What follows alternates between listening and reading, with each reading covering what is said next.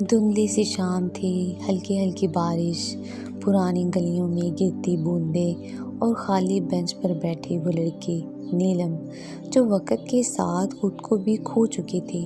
نیلم ہر شام وہاں آتی، ہاتھ میں ایک پرانی ڈائری جس کے اوراق بارش میں بھیگتے رہتے۔ لوگ اسے پاگل سمجھتے، بچے اس سے ڈرتے، لیکن کوئی نہیں جانتا تھا کہ وہ وہاں کیوں آتی ہے۔ ایک دن ایک نوجوان سعد وہاں بیٹھا نظر آیا۔ اس نے نیلم کو دیکھا، پھر ہمت کر کے پوچھ لیا، آپ روز یہاں آتی ہیں، کیا کسی کا انتظار ہے؟ نیلم نے دھیرے سے سر اٹھایا، اس کی آنکھیں گہری، تھکی ہوئی مگر سچ سے بھری ہوئی تھی۔ اس نے مسکرا کر کہا، 2 لمحے تھے جنہوں نے میری پوری زندگی بدل دی۔ سعد حیران ہوا، 2 لمحے؟ نیلم نے ڈائری کھولی اور پڑھنے لگی۔ پہلا لمحہ اس دن کا تھا جب اس نے کہا، میں تم سے محبت کرتا ہوں۔ دوسرا لمحہ اس دن کا تھا جب وہ بولا، مجھے معاف کر دو، یہ محبت مجبوری تھی۔ سعد حیران ہوا اور دیکھتا رہا کہ نیلم کیا کہہ رہی ہے۔ خاموشی چھا گئی۔ نیلم نے آنکھیں بند کی اور بولی، وہ 2 لمحے تھے جنہوں نے مجھے بنا بھی دیا اور توڑ بھی دیا۔ سعد چپ رہا، اس کے پاس الفاظ نہیں تھے، وہ بس نیلم کی ڈائری کی طرف دیکھتا رہا۔ پھر اس نے آہستہ سے پوچھا، کیا وہ اب بھی زندہ ہے؟ نیلم نے ہنستے ہوئے جواب دیا، ہاں زندہ ہے، شاید خوش بھی ہو، لیکن میرے اندر وہ لمحے زندہ نہیں، جل چکے ہیں۔ میں بس یہاں آ کر اس راکھ کو محسوس کرتی ہوں۔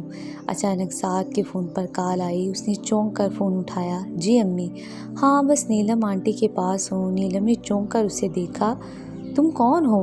سعد نے نظریں جھکا کر کہا، میں اس شخص کا بیٹا ہوں جس نے آپ کو توڑا تھا۔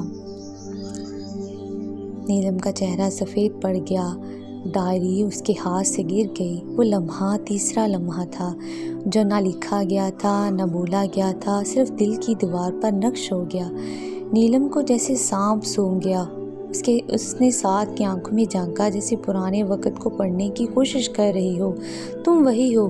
اس کی آنکھیں تم پر آ گئی ہیں۔ سعد کی پلکیں جھک گئی۔ دل میں بوجھ تھا لیکن وہ کچھ کہنا چاہتا تھا۔